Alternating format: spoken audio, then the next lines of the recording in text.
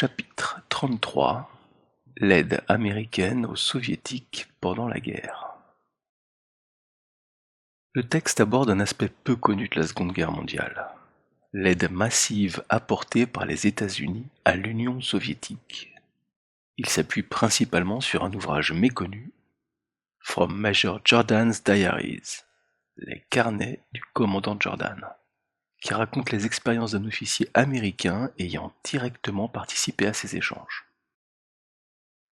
Ramsey Jordan, un vétéran de la Première Guerre mondiale, fut officier de liaison dans le cadre du programme Lend-Lease, ou prêt-bail, entre les États-Unis et l'URSS.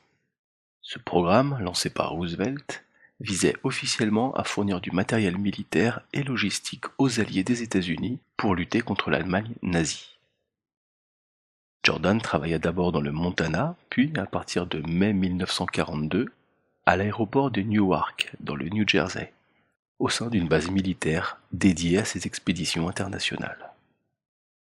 C'est là qu'il fut témoin de nombreuses transactions et d'échanges mystérieux entre représentants soviétiques et membres du gouvernement américain.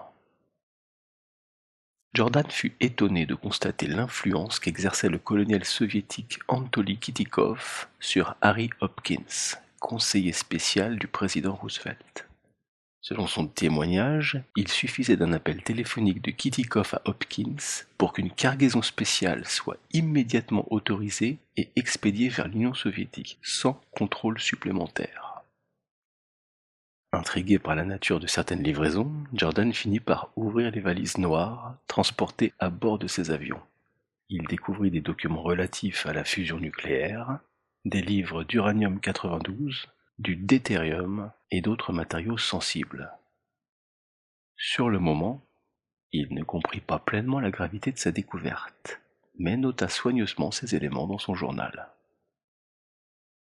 Un autre incident l'interpella. Un avion américain s'était écrasé en Sibérie, et à son bord se trouvait non pas du matériel militaire, mais des plaques d'impression, du papier officiel et du matériel permettant d'imprimer des billets de banque allemands. Selon Jordan, cela aurait permis aux soviétiques d'imprimer leur propre monnaie d'occupation, une activité normalement strictement contrôlée par les Alliés. Le programme Lend-Lease aurait permis à Staline de recevoir une aide colossale des États-Unis. 20 000 avions, près de 400 000 camions, 2 fois plus de chars que l'URSS n'en possédait avant la guerre, des locomotives, wagons, voitures, ainsi que des denrées alimentaires, des équipements industriels et du matériel scientifique. Autrement dit, l'Union soviétique aurait largement bénéficié du soutien matériel américain pour soutenir son effort de guerre contre l'Allemagne.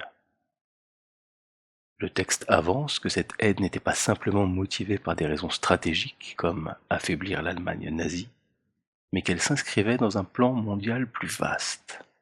Selon cette vision, les Illuminati, cette élite financière et politique transnationale, auraient été à l'origine du régime soviétique et se seraient servis de l'URSS comme d'un instrument pour instaurer un nouvel ordre mondial. L'aide américaine à Staline aurait donc été dans cette lecture une étape calculée d'un plan visant à équilibrer et contrôler les puissances mondiales selon une logique occulte et politique. Donc ce texte, basé sur les carnets du commandant Jordan, propose une lecture alternative et controversée de la Seconde Guerre mondiale. Il présente le programme Lend-Lease non pas comme une simple alliance militaire contre le nazisme, mais comme un moyen de transfert technologique et économique secret entre les États-Unis et l'URSS. Selon cette interprétation, ces échanges auraient contribué à la puissance soviétique de l'après-guerre, tout en servant un projet plus large de domination mondiale par une élite occulte.